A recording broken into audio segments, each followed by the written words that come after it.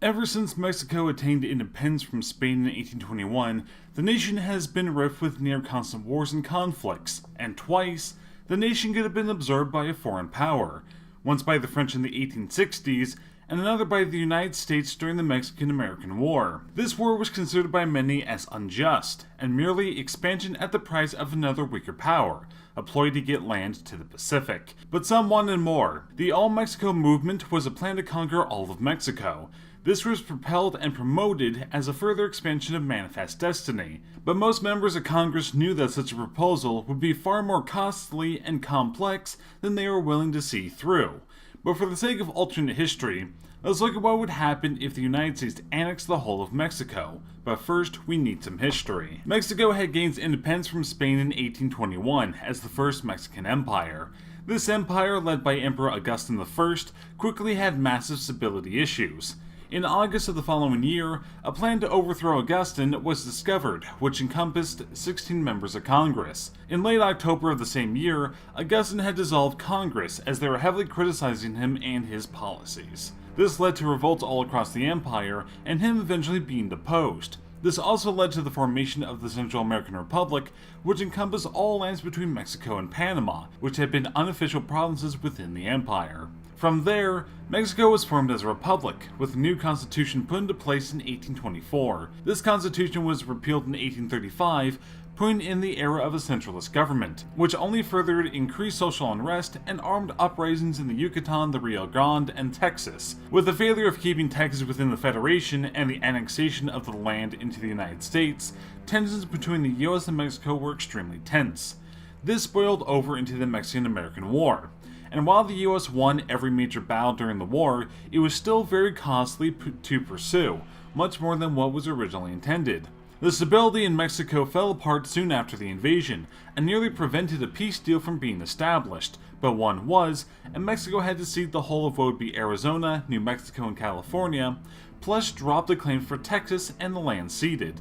But what if the United States tried to occupy and annex the whole of Mexico? Well, let's look at three main problems that would complicate the occupation. The first problem was that the US would encounter would be trying to occupy such a large territory and keep it supplied. Mexico before the start of the war was an equal size to the United States, and while the occupied territories in our timeline required few supplies and guards, it was because there were very few people that lived in there. In Alta California, there were around 160,000 people, which included Native American tribes, and in New Mexico, the number was 120,000. The population was too small to cause any major issues for the occupiers, and the occupiers themselves were largely sympathetic to the Union cause. Mexico proper contained 6 million people, a quarter that of the US population. Simply trying to keep a garrison and population supplied would stretch the US logistics to the limit, and it wouldn't take long for them to snap, especially with raiders hitting the lines all along. The sheer amount of men needed for this task would make the process nearly impossible, since the army of 100,000 men had to buy a good amount of their supplies from the local citizens, and until adequate roads or railways could be constructed, supply would be a constant problem, especially in the inlands. The second problem would be a political and difference of religion. Mexico was largely a Catholic nation compared to a Protestant United States, and damage to church land and property was rampant as the invading armies marched through Mexico, no matter what the generals tried to do to stop it. A good amount of regulars in the US Army were Catholics, but the bulk of the volunteers were Protestant and from the southern states, and many in the Polk administration and army feared that this could actually turn into an all-out religious war. The politicians in the US also would create a problem, as anti-slavery and western/southern elements were heavily opposed to the idea. Anti-slavery supporters saw Mexico as a way to expand the power of slave wielders in Congress, with new states being omitted from the newly conquered territories, and slavery supporters were very well aware that trying to impose slavery back into Mexico would be nearly impossible in many of the provinces, as Mexico had declared slavery illegal in 1824. Slavery needed settlers moving into new territories in large enough numbers that they can exercise a majority of the wealth of a given area, and the only places that were even suitable for cotton crops or cash crops would be along the Central Coast, a region heavily populated and not very much open to settlers. The third problem is having to deal with Mexico's pre-existing problems. A revolution in the Yucatan was occurring, and the Republic of Rio Grande had only been suppressed for a few years. and countless more revolutions could rise up once American influence was introduced into the region. Mexico's debt would also be a large problem for the US, as Mexico had been heavily indebted by the British and French governments, who had nearly $100 million loaned to Mexico within our timeline. The American economy couldn't stand having to pay off such a large debt, combined with the expenses of needing to have a large occupying force.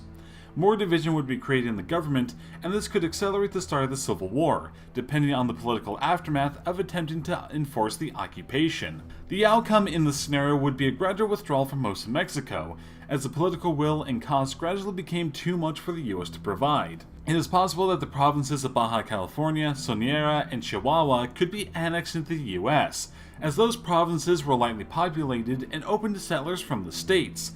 This would cause considerable tensions in regards to the balance between slave and free states within the Union, as slavery may be reintroduced into the areas taken over, but the admission of these areas as states will likely take a considerable amount of time due to the need to keep the areas under heavy military occupation, as the public unrest could very well be high, especially as slavery was being reintroduced. The occupation could very well last years, but in the end it would simply a task that was far too difficult, too costly, and the political will just wasn't there. Even if the US manages to occupy the whole country, the amount of rebels would be devastating, using the occupation and religious persecution as a cry for unity for the Mexican people, a way to call for ousting the foreign power. This step would largely bankrupt the United States and impose a very long-term enemy on the southern border. This would spell even worse strife within the US as well. After such a costly project, the will for a civil war may or may not exist, as the anti-slavery movement will likely have more support among the ones undecided, since this whole fiasco would almost certainly be seen as a stunt to appease some of the southern aristocrats. But beyond that, it's impossible to tell. If you would like to watch more alternate history scenarios, click here for the playlist that contains all of the alternate history scenarios that I have on my channel.